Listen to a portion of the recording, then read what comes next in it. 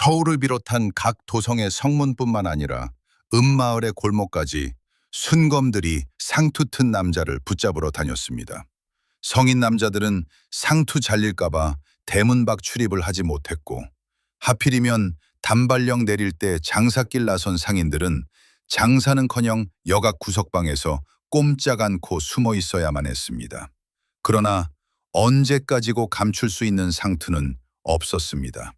길 가다가 붙잡혀서 잘린 사람, 바깥 동정을 살피려고 골목에 나섰다가 잡혀서 잘린 사람, 목숨보다 소중한 상투를 잘린 집집마다 줄초상이 나기 시작합니다. 상투 잘린 아들을 보고 그 아버지가 자살을 했고, 상투 잘린 남편을 보고 그 아내가 목을 맸으며, 잘린 상투를 고이 간수하고 와서 사당의 조상 신이 앞에 바친 뒤에 상투 잘린 당사자가 자살을 했습니다. 결국 스스로 순검 앞에 가서 내 상투 잘라주오 할 수밖에 없는 상황에 내몰렸는데요. 이때 재미 본 사람이 사진사였습니다.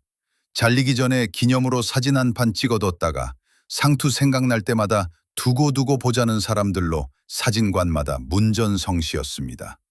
이복의 할멈, 상투 자르러 가네? 아이고, 저 상투 언제 다시 볼꼬? 우리 영감 상투 언제 다시 보누?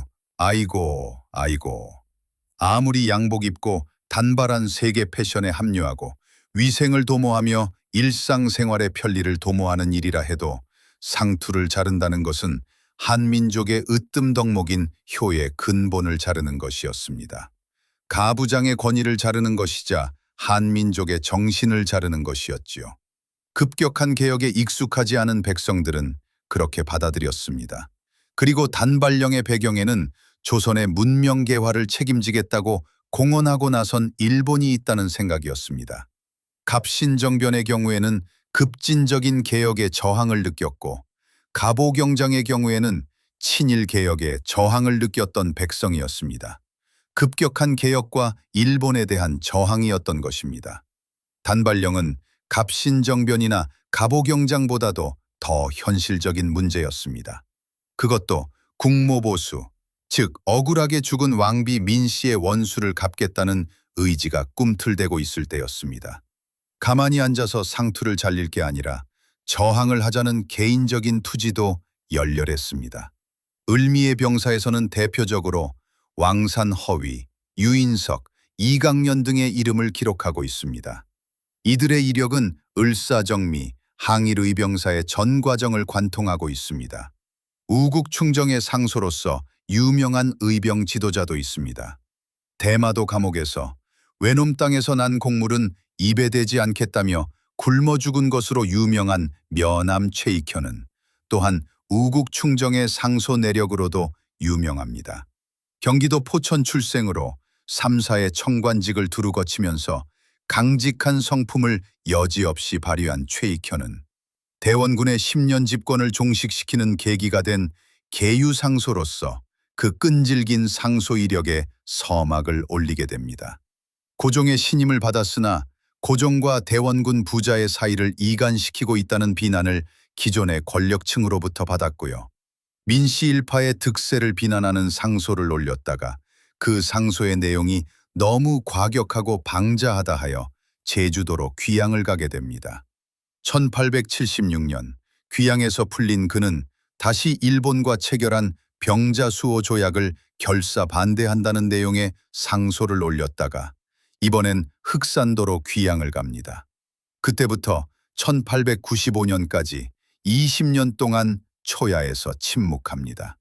그러나 을미사변과 단발령 앞에서는 도저히 그 침묵을 유지하지 못하고 또다시 상소의 길을 걷게 됩니다.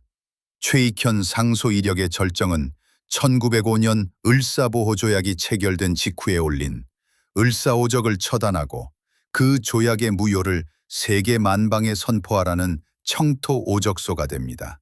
그리고 1906년 74세의 최익현은 창의토적소를 올리고 전라도 태인에서 의병을 규합합니다. 최익현은 우국충절의 상소, 한평생을 을사항일의병 규합으로 마무리하고 대마도의 감옥에서 순절합니다.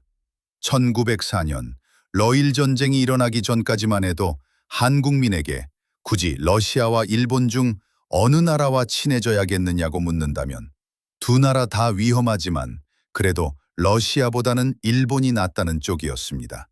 대한제국 개국 이후 일본은 이미 흘러간 물이고 러시아는 밀어닥친 물이라는 인식과 아무래도 피부색이 같은 일본이 피부색 다른 러시아보다는 낫지 않겠냐는 인식이 한국민 사이에 퍼지고 있었습니다.